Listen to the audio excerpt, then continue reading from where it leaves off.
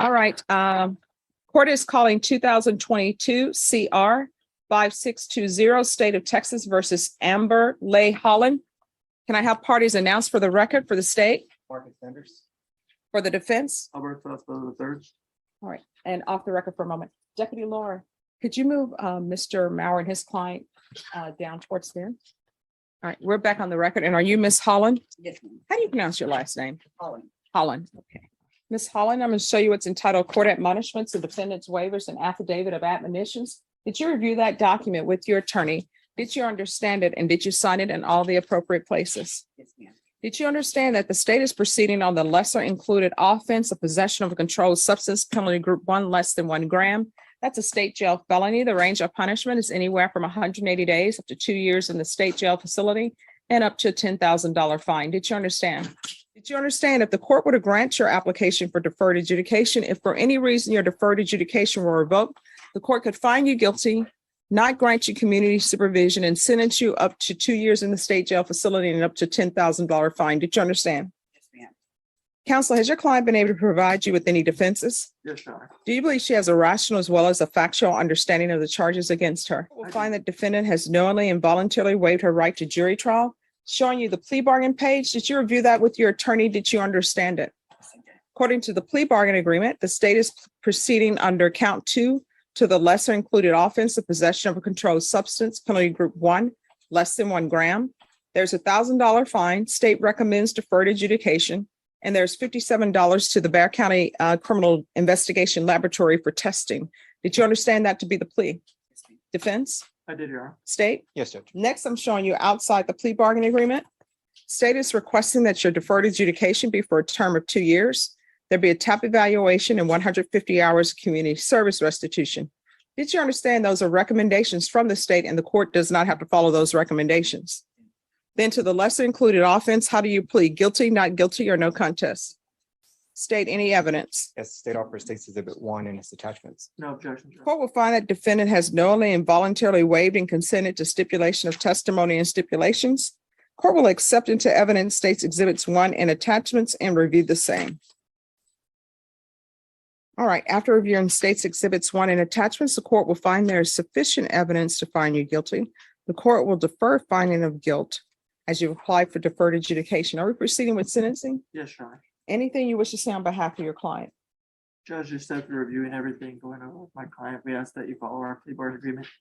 I believe she's accepting responsibility and wanting to show the court that she could be successful on this probation. So just ask that you follow it.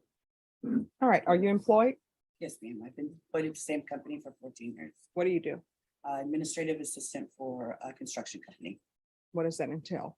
I do the books. I do billing, invoicing. Do you have any children? No, ma'am, I don't. Do you live by yourself? I just purchased a home last year. I live with, my boyfriend lives with me, And who is your boyfriend? James Jones, How old is he? 43, What's his date of birth? 1/18/80. How long have you been together? On and off for about 3 years.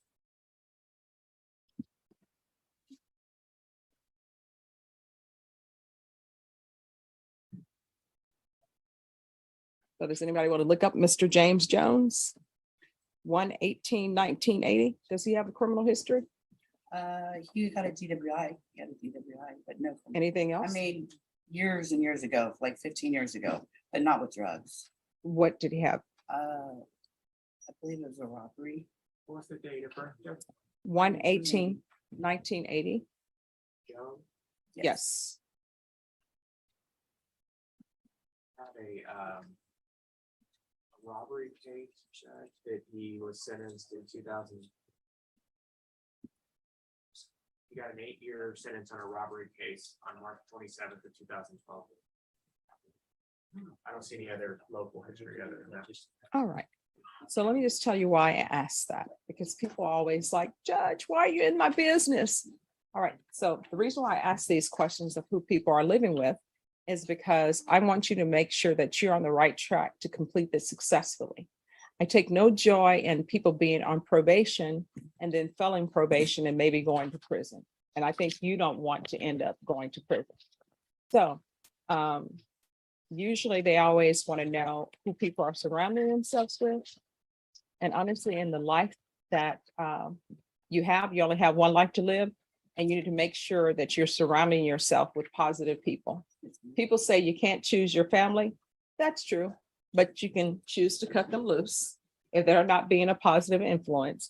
And you definitely should not be bringing someone into your life that's not going to be a positive influence. You understand? Yes, ma'am. So that's why I ask these questions. No problem. Does he have any children? They're both out of state. He has 2 children. Are they adults or no? Oh, no, they're youngsters. One is 4 and one is 13. And if you're drug tested today, what are the results going to be? Negative. All right. Have you ever used drugs? I've used drugs in the past. All right. Yes. What type? Methamphetamine. Okay. In 2007, I got clean. I've been clean, not that I haven't relapsed a couple times throughout the years. I have a job. I hold a 802 FICO. I've held the same job for 14 years. Mhm. I'm very blessed. I'm with Celebrate Recovery. I go to NA and I'm with Revolution Church, a member to Revolution Church. Okay. I've heard of all those things. I've heard of Revolution Church as well. Okay. All right. Is there anything else from either side? Nothing further, Judge. No, Your Honor. All right, this is what the court is going to do. There is $1,000 fine that'll be probated. 2 years deferred adjudication. Proof of employment within 15 days. And I'm giving you 15 days because you say you're already employed. There's to be no employment as a home health care provider or with minors. There's to be no unsupervised contact with minors. So what that means is if Mr. Jones' children come down to visit from wherever they are, and he wants to go do a grocery store run or something else and leave you with the children, he can't. You understand? Yes, yes, ma'am.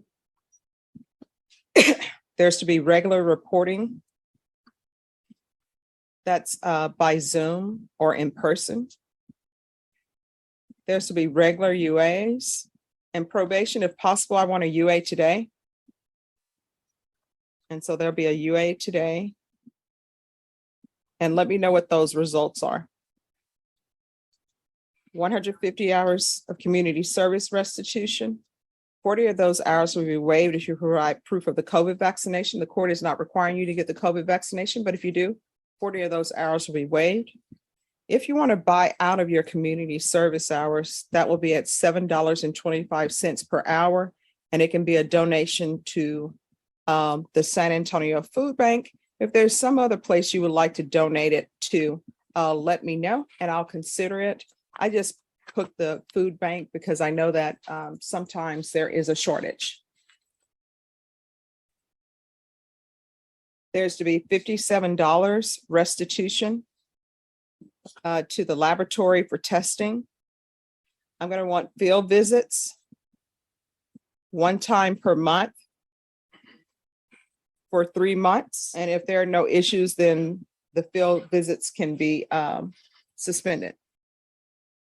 All right, probation, is there anything else she needs? No, Your Honor. Is there anything else you need from the court in order to be successful? No, ma'am.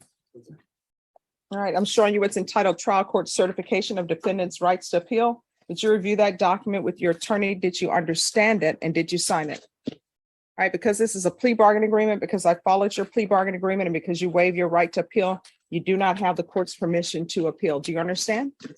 All right, and before you do your UA, do you need water or anything? Probably bottled water, sure. All right, so counsel, your client needs to drink some water before she takes her UA. Okay, All right, thank you. thank you, Judge. All right, just, yes, and well, we may need you to hang around until we have our results. Okay, Thank you. And could I see the file on that, please?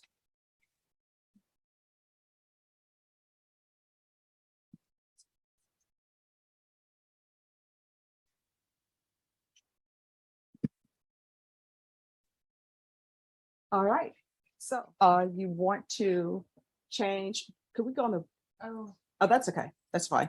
You want to change what you told the court earlier about your UA and what it's going to be? Well, I thought, it's been 3 days, so I did think. No. See, here, you're playing games with me because I asked you about your usage and you made it appear as though you hadn't used in forever, which I already knew. Oh, no, I have relapses. I do have. Nope. relapses. See, you're doing semantics with me and I don't like when people do semantics because here's the thing. I am trying to give you conditions that you will be successful at. Now, let me just tell you what you told me because my mind is a steel trap. You made it appear as though you hadn't used meth for a while. What you told me was, oh, yes, of course I've had relapses. But you didn't tell the court that you had relapses 3 days ago. And you knew that you more likely than not were going to test positive for meth and all of the things else that you tested positive for. And I But let me questioned just whether I tell- should come back up and tell you. No, but you didn't. And I can tell you what you did because I know what people do. You were praying all your way for that UA and you were praying when you requested a bottle of water, praying that it was going to be negative. And now it wasn't. And so now you know what's going to end up happening. Is that person here, Mr. James Jones? Mr. James Jones, you're going to have to find someplace else to live. You cannot live with her. There's going to be a no contact order. And you know why? You can have a seat, Mr. Jones. You know why there's going to be a no contact order? There's going to be a no contact order because I know for a fact that even if you don't intend to get a haircut, if you hang around the barbershop long enough, you're going to get a haircut. And if you are using, you know what that means? That means that he's using. And that means that he is not a person who should be in your life, that he is holding you back. You understand? Yes, ma'am. So you're not going to be having any contact with him. Can I take a UA? Because I've been clean since 2011. So there's to be no contact with James Jones, and he had better find a new place to stay. And the fact that he's staying with you and is not trying to get you help for your drug use, that's another reason why he shouldn't be in your life. He has. He's not good for you. He's not good. I'm sorry, what? Just got out of rehab. See, that's the problem. You should not be hanging around with people who just got out of rehab because both of you all are struggling. And the fact that you're testing positive for drugs, and I guarantee you, he can say all he wants. I'll do a UA now. No, he really No. is clean. No. You're not to live with him. You're not to have contact with him. You understand? Yes, ma'am. And if I find out that you are living with him or having contact with him, that's going to be a violation of your probation. And you're going to end up going to the state jail facility. And guess what? If you go to the state jail facility, he's not going to be there with you because it's not co-ed. You understand? Yes, ma'am. So there's to be no contact with James Jones. I'm going to want field visits 2 times per month, and I'm going to want that random so we can see if she is allowing him to live there. And I'm going to want a TAP evaluation and follow the recommendations of TAP. If TAP wants inpatient treatment, we'll start with outpatient treatment to begin with, intensive outpatient treatment.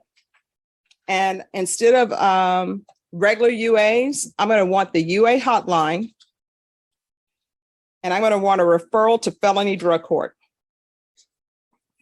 And let me explain something to you. In this court, honesty is really the best policy because that tells me whether or not you are in a specific phase of your sobriety. The fact that you're not being honest tells me you're deep in the throes of your addiction.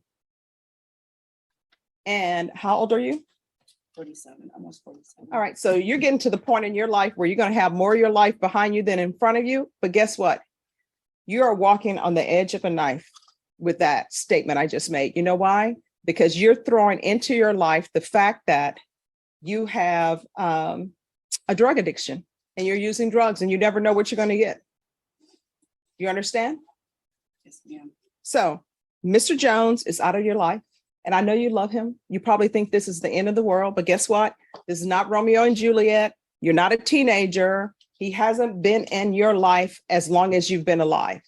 So you need to sell away from him. All right. Do you have any questions? No, ma'am. If you violate this, you're gonna be coming over here answering for this case in a blue uniform. And you know why it's gonna be blue? Because you're gonna be in custody. Yes, ma'am. I want this. Okay? Thank you. Any excuse, Judge? Yes. Thank you. All right, so what are we here for on this case? Your Honor, I believe we're here on a compliance. It looks like that, back in, All right, let me pull up the email that the probation sent me. All right, so I ordered inpatient treatment. you did, Your Honor, and I very much want to speak to the court on that. In the last 2 months, Ms. Holland has taken and passed over 20 drug tests through her probation. She's taken a drug test today and passed that. She's currently attending. You knew I was gonna ask for a drug test, didn't you? I did, Judge. And so we did that and she passed that. She's attending NA meetings twice a week right now. And she has been completely drug-free for the last 7 months since she had the one dirty UA that caused the court to believe that she needed inpatient treatment. She's been calling every single day to the drug hotline since June of last year. She lives alone. She owns her own house. She's been employed at Cowboy Grading, where she's currently employed for the last 14 years. She's working 40 hours a week. She has a dog that she's had for the last 7 years. Oh, what type of dog is that? That's a black lab. Okay. And You have an answer to all my questions. I wanted to know. well, I know this court asked very good questions, and so I wanted to make sure that I asked her that because I thought that you might ask that actually. But it's not a closed book exam. Well, you know. That's an inside joke between us, but okay. And I won't make any comments to that, but I do have my opinion on that. And she's in complete compliance otherwise with her conditions of probation. When the court ordered the inpatient or added the inpatient as a condition, on her own initiative, she went and enrolled herself in outpatient at Lifetime Recovery. And she had already started the Lifetime Recovery actually before the court ordered the inpatient. And actually 1 month after the court amended it on November the 9th of last year, she completed her Lifetime Recovery IOP program. And so we recognize the court's concerns. She remembers the talking to that this court had with other defendants that were in similar situations during her time getting up to, and I wasn't her trial counsel at the time, by the way, but in her time in this court, she recognizes the serious nature of being on probation, and she did relapse last June, but she's been drug and alcohol free since that time. And I think has demonstrated her ability to remain drug and alcohol free.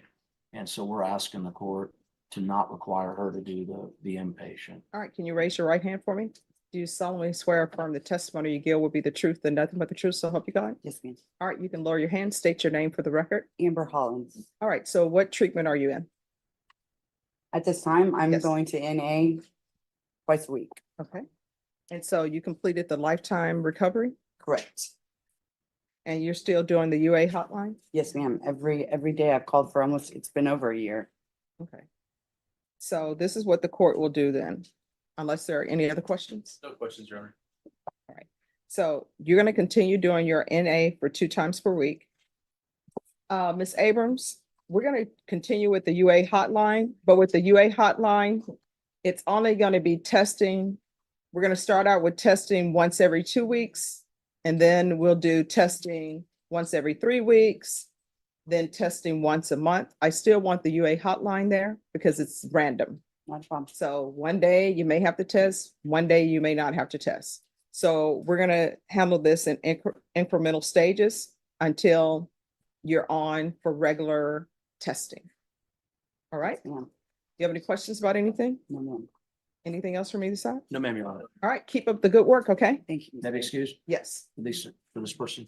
Yes. I have someone else, but. All right. Thank you. Who's your other person?